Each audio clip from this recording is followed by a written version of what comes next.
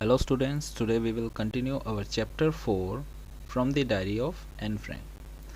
Till now we have read that Anne Frank was stuck in the World War II, and how she was died, how she got killed, and how her father found the diary of her and decided to publish it.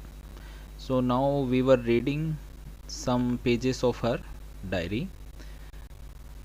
As she said, she doesn't have much friends, so in fact she was considering that diary as her friend. So let's continue after that. To enhance the image of this long awaited friend in my imagination, I don't want to jot down the fact in this diary the way most people would do, but I want the diary to be my friend, and I am going to call this friend Kitty. So जो Anne Frank है वो कहती है कि उसके लिए वो जो डायरी थी वो काफ़ी लॉन्ग अवेटेड, मतलब काफ़ी टाइम से जिसका वेट कर रहे हो, ऐसा एक फ्रेंड की तरह थी. वो अपने एक फ्रेंड को इमेजिन करती थी जिससे वो अपनी सारी बातें कर सके, और वो डायरी बिल्कुल उसके लिए वैसी ही थी. वो उसके अंदर कुछ भी फटाफट जल्दी में लिखना नहीं चाहती थी. जॉट डाउन मतलब होता है जब आप कुछ जल्दी जल्दी में लिखते हो.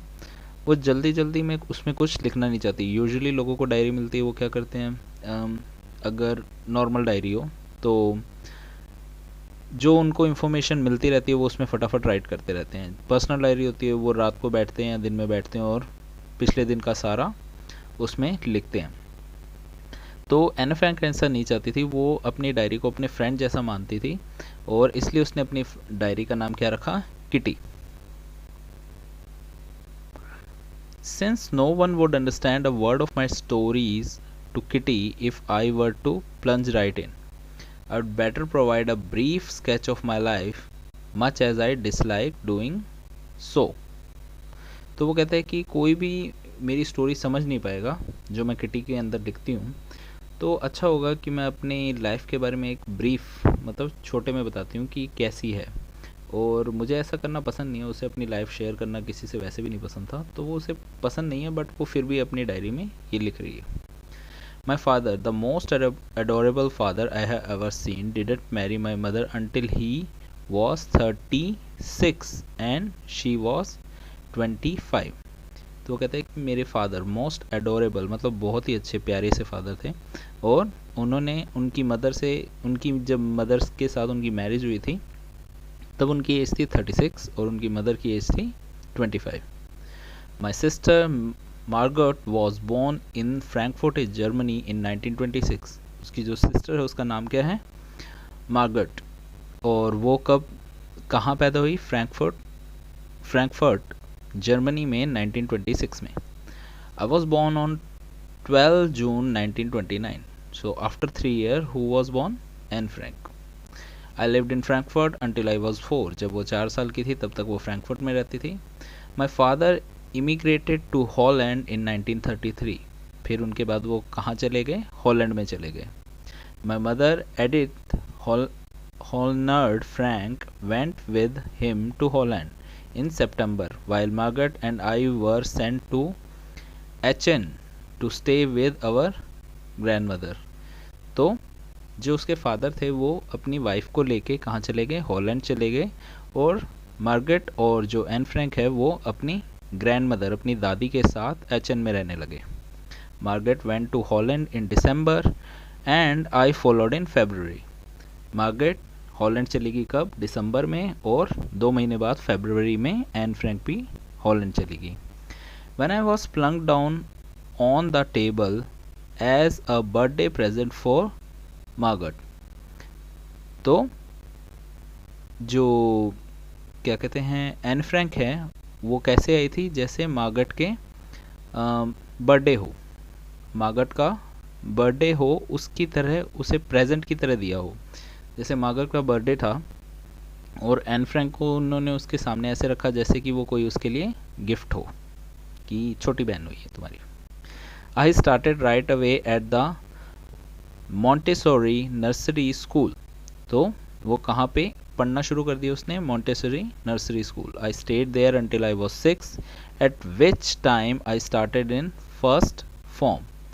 और वो वहाँ पे 6, जब तक 6 साल की थी तब तक वहाँ थी, और वो कहाँ पे, कौन सी क्लास में थी? First. In the 6th form my teacher was Mrs कुपेरस।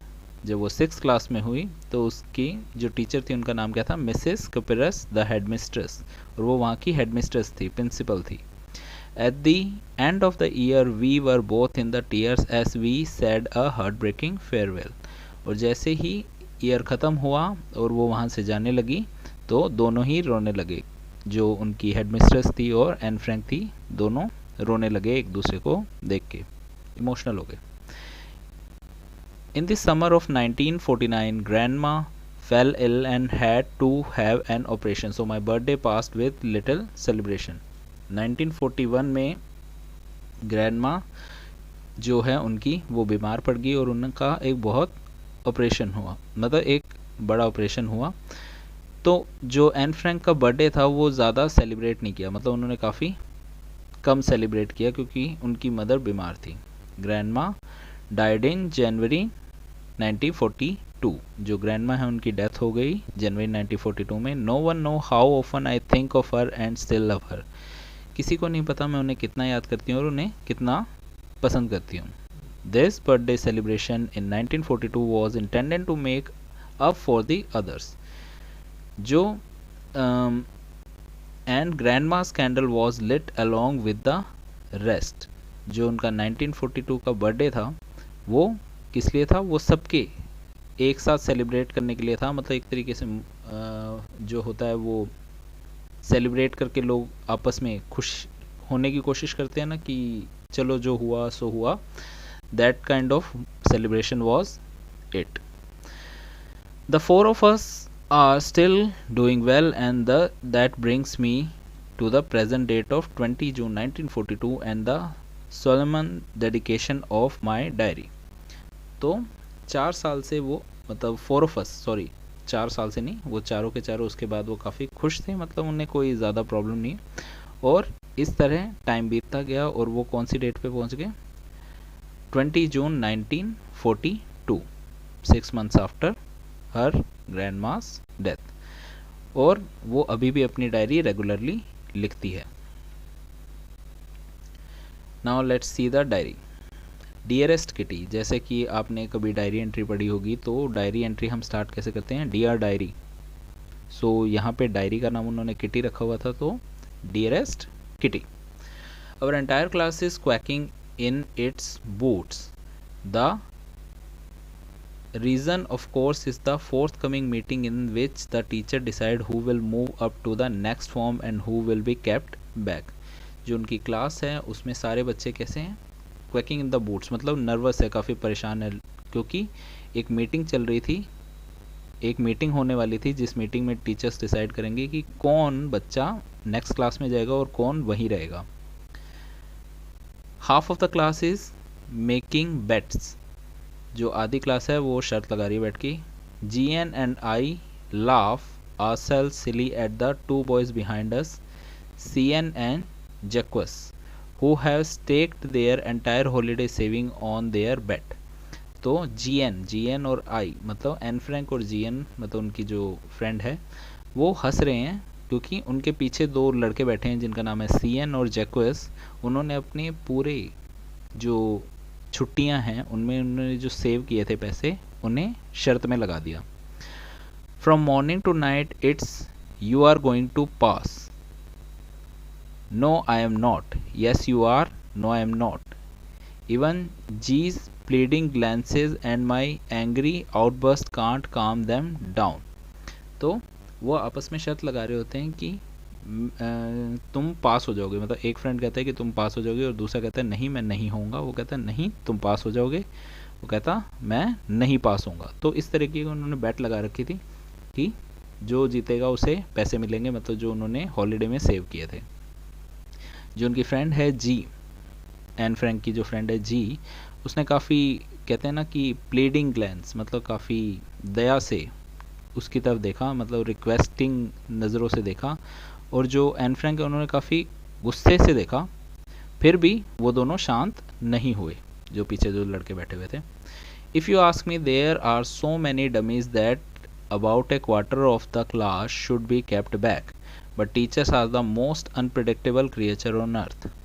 तो एन फ्रैंक के हिसाब से क्या था कि जो क्वार्टर ऑफ द क्लास मतलब आधे के आधे बच्चे मतलब काफ़ी बच्चे तो लगभग फेल ही होने चाहिए थे। उसको ऐसा लगता है कि काफ़ी बच्चे तो फेल होने चाहिए, पर जो टीचर्स होते हैं वो काफ़ी अनप्रिडिक्टेबल होते हैं कि मतलब उनका कुछ नहीं कह सकते कब क्या मूड हो जाए।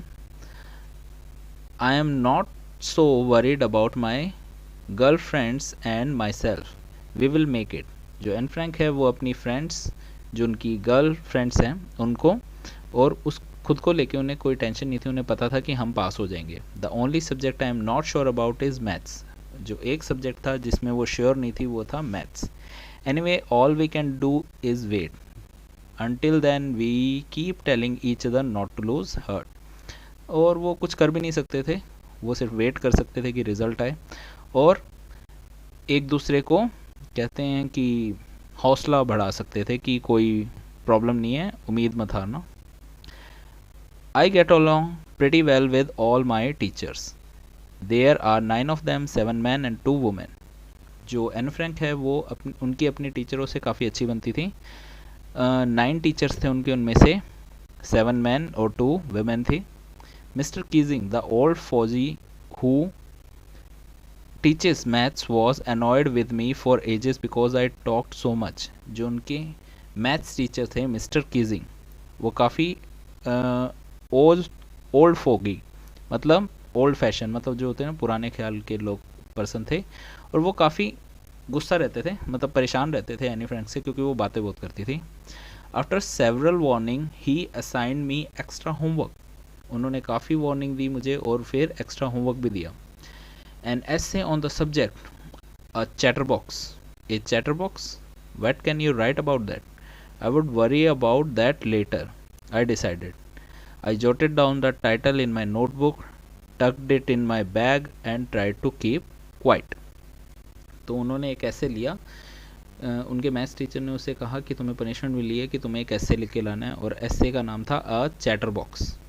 तो उसने सोचा अ चैटर बॉक्स, एक चैटर बॉक्स के बारे में क्या लिख सकती हूँ, पर उसने सोचा होमवर्क मिला है तो उसने हेडिंग डाल दी जोट डाउन, जैसे कि मैंने बताया था जल्दी जल्दी लिख दिया अपनी कॉपी में, हेडिंग डाल दी दी ए चैटर बॉक्स, और फिर वो कॉपी बैग में डाल दी कि घर जाके सोचूंगी कि इसके बारे में क्या लिखना है।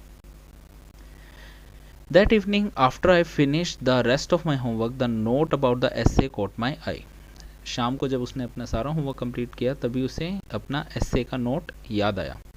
I began thinking about the subject while chewing the tip of my fountain pen. वो उस बारे में सोचने लगी और अपना फाउंटेन पेन चबाने लगी। Anyone could rumble on the leave big spaces between the words, but the trick was to come up with convincing arguments to prove the necessity of talking. उसने कहा कि स्पेस भरना तो आसान था, मतलब ऐसे लिखना है। अब आप जैसे आपके दिमाग में कुछ आ नहीं रहा किसी टॉपिक में तो आप स्पेस बढ़ा बढ़ा के लिखना शुरू कर देते हो ना ताकि पेज भर जाए, तो वो ज़्यादा मुश्किल बात नहीं थी। पॉइंट था कि उसे एक अच्छा पॉइंट मिले, अच्छा आर्ग्यूमेंट दिखना था कि बातें करना क्यों ज़रूरी है। ठीक है, क्योंकि वो क्लास में बातें कर रही थी तो उसे वो प्रूव करना था कि मैं क्लास में बातें कर रही हूँ और मुझे प्रूव करना है कि क्लास में बातें करना अच्छी बात है। I thought and suddenly I had an idea. मैंने सोचा और सोचा मुझे एक आइडिया आया। I wrote the 3 pages mister Keesing had assigned me and was satisfied. तो उन्होंने 3 पेज लिखे, मिस्टर कीजिंग ने उसकी कॉपी चेक की और वो खुश हो गए। I argued that talking is a student's trait and that I would do my best to keep it under control. उसने लिखा था कि मैं जो टॉकिंग करना है, क्लास में बातें करना है, वो आदत होती है बच्चों की। एक तरीके से हर बच्चा क्लास में बातें करना चाहता है और वो करता भी है, पर मैं कोशिश करूँगी कि मैं उसे अपने अंडर कंट्रोल रखूँ। But that I would never be able to cure myself of the habit since my mother talked as much as I did, if not more, and that's there not much you can do about inherited traits. उसने कहा कि but मैं इसे पूरी तरह सही नहीं कर सकती क्योंकि जो एक है स्टूडेंट का ट्रेट कि मतलब बच्चे तो बातें करते हैं, पर वो कहते कि ये मेरे इनहेरिटेड है, मतलब मेरी माँ भी बहुत ज़्यादा बातें करती है और वो मुझे अपनी माँ से ये आदत मिली है कि मैं भी बहुत बोलती हूँ और वो मैं शायद कंट्रोल नहीं कर पाऊँगी। Mr. Keesing had a good laugh at my argument, but when I proceeded to talk my way through the next lesson, he assigned me a second essay. पर मिस्टर कीजिंग थे वो हंसने लगे उसके आर्गूमेंट पे, पर जब नेक्स्ट लेसन के टाइम भी वो अपनी बातें करने लगी तो उन्होंने एक और ऐसे उसे पकड़ा दिया. This time it was suppose to be an incorrigible chatter box. Incorrigible मतलब क्या होता है? जिसे सही नहीं कर सकते. I handed it in and Mr Keesing had nothing to complain about for 2 whole lessons. उसने उसके ऊपर भी लिख के कुछ दे दिया और मिस्टर कीजिंग ने अगले 2 लेसन तक कुछ कंप्लेन नहीं की. However during the third lesson he finally had enough. पर थर्ड लेसन के बाद वो परेशान हो गए. Anne Frank as punishment for talking in class write an essay entitled quack quack quack said mistress chatter box. तो थर्ड लेसन मतलब उन्होंने पहले एक ऐसे दिया चैटर बॉक्स पे, उसने उस पर ऐसे लिखा और मिस्टर कीजिंग खुश हो गए और छोड़ दिया. उसके बाद सेकंड लेटर में फिर वो बातें करने लगी तो उन्होंने फिर उसे एक लेटर दिया कि इनकॉरिजिबल चैटर बॉक्स, मतलब वो चैटर बॉक्स जो सुधर नहीं सकता. उसने उस पर भी लिखा और फिर उसके बाद 2 लेसन तक उन्होंने कुछ नहीं कहा मिस्टर कीजिंग ने. फिर थर्ड लेसन में फिर उसने चुप बोलना शुरू किया और फिर परेशान होकर उन्होंने कहा कि एक और ऐसे है वो लिखो तुम्हें, और ऐसे का टाइटल क्या है? Quack quack quack said mistress chatter box. The class roared. Class चिल्लाने लगी. I had to laugh too though I had nearly exhausted my ingenuity on the topic of chatter boxes. सारी क्लास शोर मचाने लगी और मुझे भी हंसी आ रही थी, पर मैं पूरी तरह थक गई थी क्योंकि चैटर बॉक्स पे लिख लिख के मेरे पास अब कुछ बचा नहीं था लिखने लायक. मतलब होता है ना कि दिमाग थक गया है, वो एक चीज़ पे कितना लिखूंगी. It was time to come up with something else, something original. उसने कहा कि अब मुझे कुछ नया सोचना पड़ेगा, कुछ ओरिजिनल, कुछ नया. My friend Sanne who is good at poetry offered me to help me write the essay from the beginning to the end in verse and I jumped for joy. जो उसकी एक फ्रेंड है जिसका नाम सेन है, उस जो पोएट्री में अच्छी है, कविता लिखने में अच्छी है, उसने कहा कि मैं तुम्हारी हेल्प करूंगी स्टार्टिंग से एंड तक. और एनी फ्रैंक इस बात पे खुश हो गई. Mr Keesing was trying to play a joke on me with his ridiculous subject but I would make sure the joke was on him. Mr Keesing है वो कोशिश कर रहे थे कि वो अपने सब्जेक्ट से मेरा मजाक उड़ा सके, पर मैं ये कोशिश करूँ कि वो मजाक उन पर ही भारी पड़ जाए. I finished my poem and it was beautiful. मैंने अपनी पोएम ख़त्म कर ली और वो काफ़ी सुंदर थी. It was about the mother duck and the father swan and 3 baby duckling who were bitten to death by the father because they quack too much. तो उस पोएम में था कि एक मदर डक थी और एक फादर स्वान था, और जो उनके बच्चे थे, 3 बच्चे थे, और वो उनके फादर ने उन्हें मतलब बुरी तरह मारा, बहुत ज़्यादा मारा, क्योंकि वो बहुत क्वैक क्वैक करते थे. Luckily mister Keesing took the joke the right way. Luckily मतलब किस्मत से मिस्टर कीजिंग ने इस बात से ऑफेंड नहीं हुए, मतलब वो गुस्सा नहीं हुए कि ये मेरा मजाक उड़ा रही है, कि मुझे फादर स्वान की तरह कह रही है और जिसने अपने बच्चों को बहुत मारा बात करने पे, बल्कि उन्होंने मजाक की तरह लिया. He read the poem to the class adding his own comments and to several other classes as well. Mister Keating ने वो पोएम पूरी क्लास में पढ़ के सुनाई, अपने कुछ कमेंट्स ऐड करके, और बाकी क्लासेस में भी सुनाई. Since then I have been allowed to talk and haven't been assigned any extra homework. उसके बाद जो एनी फ्रैंक है उसे क्लास में बातें करने की परमिशन मिल गई और उसे कोई एक्स्ट्रा वर्क नहीं करना पड़ा उसके बाद. On the contrary mister Keesing always making jokes these days. और हो क्या रहा है आजकल, मिस्टर कीजिंग आजकल काफ़ी जोक्स बना रहे हैं क्लास में. So I hope you had understood this much. It was just the part of the book. जो एनी फ्रैंक की बुक है उसका बस एक पार्ट है, एक इंसिडेंट है. I hope you have enjoyed. Read this poem, read this chapter again so that you will understand it well, and complete the question answer. Thank you and have a nice day.